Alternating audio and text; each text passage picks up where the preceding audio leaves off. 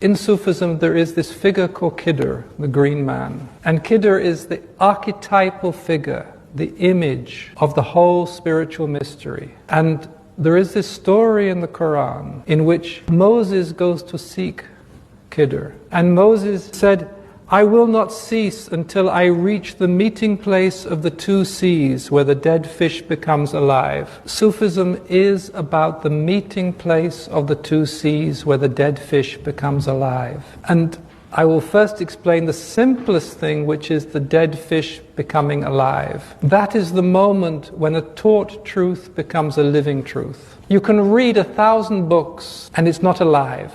It is knowledge, it is words. One thinks actually of this powerful meeting of Rumi and Shams, when Rumi, who was a professor of theology, was walking in the marketplace with a pile of books in his hands, and he met this crazy wandering dervish who looked at him with these piercing eyes and said, if these books cannot liberate you from yourself, what is the purpose of them? And that is the dead fish, that is knowledge that you read in books. And in fact, in this meeting of Rumi and Shams, that dead knowledge became the love affair, that became a fire that burnt Rumi.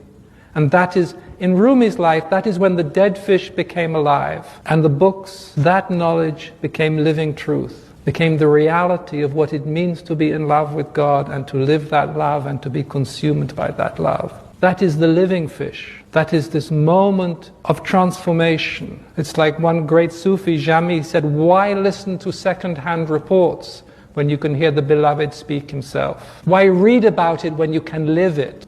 And so Sufism is a way to live it, is a way to be with God. So that is the dead fish becoming alive. And then there is this very esoteric saying about where the two seas meet. And one sea is the sea of our human nature, is the sea we live in from day to day. If you like, you can call it the sea of unknowing, of not being conscious, of being asleep. And then there is the other sea, which is the divine sea. And the divine sea is actually always here. It is in every breath we breathe, it is in every atom of creation, but it is hidden from us. That is the divine ocean.